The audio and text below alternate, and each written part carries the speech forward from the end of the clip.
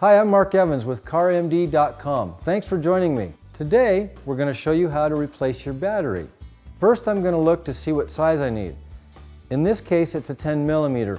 I prefer to use a 3/8 ratchet and socket. Why a socket? Because I do not like to round the nuts off on my battery terminals. I really like to do the positive first, then the negative. Be careful at the time that you do the positive that you do not touch the ratchet to anything metal. You'll have a new hairdo. Now that you've got the terminals loose, take the positive terminal, take it off first by just moving it left to right. Do not be afraid of it. Once it's disconnected from the battery, you can actually push it, wedge it, and get it out of the way.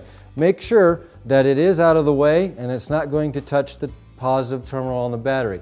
Next, go to the negative side. Pull it away. Then you need to find the mounting for the battery. In this case, I look around, it is down in the bottom. Find a very long extension. Never fight your work. I like to always have my hands where I can use them and see what they're doing.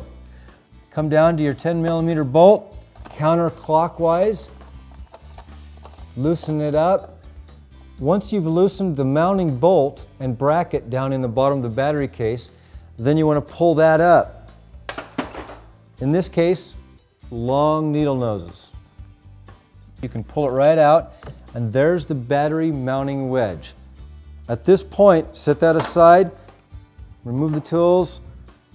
At this point, you can now pull the battery forward and straight out. Once you've removed your battery, look in the bottom of the battery box for debris.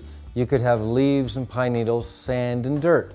Garbage tends to collect water, moisture, condensation, which turns into rust. So I prefer to use a wet and dry vac to clean out the bottom of my battery box. Now I'm ready to install my brand new battery.